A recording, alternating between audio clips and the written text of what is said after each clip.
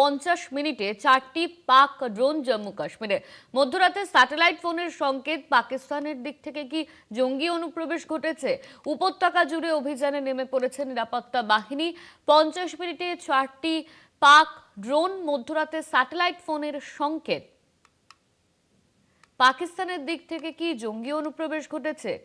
ইতিমধ্যে এই প্রশ্ন সামনে আসছে। উপত্যকা জুড়ে অভিযানে নিরাপত্তা বাহিনী।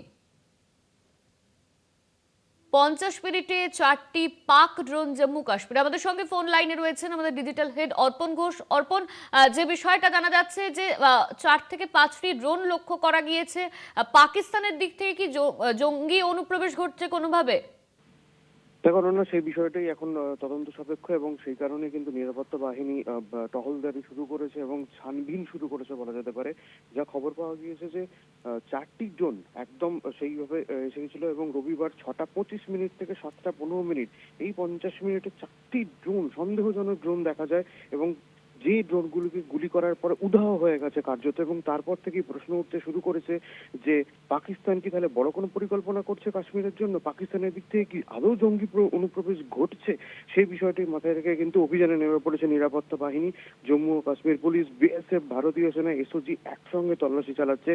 রবিবার 6টা 25 মিনিট থেকে 7টা 15 মিনিট কোথায় কোথায় এই ড্রোনটি দেখা গিয়েছিল। প্রথম ড্রোন দেখা যায় পুঞ্চের মানকোটে সেক্টরে, পাকিস্তানের দিক থেকে ড্রোনটি উড়ে এসেছিল। দ্বিতীয় ড্রোনটি দেখা যায় রাজৌরির খাপ্পার গ্রামে, 6টা 35 মিনিটে ড্রোন দেখা গিয়েছিল।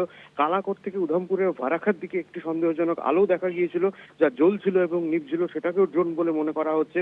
ভালো কিছু বুঝে ওঠার আগেই কিন্তু সেটা গায়েব হয়ে গিয়েছিল।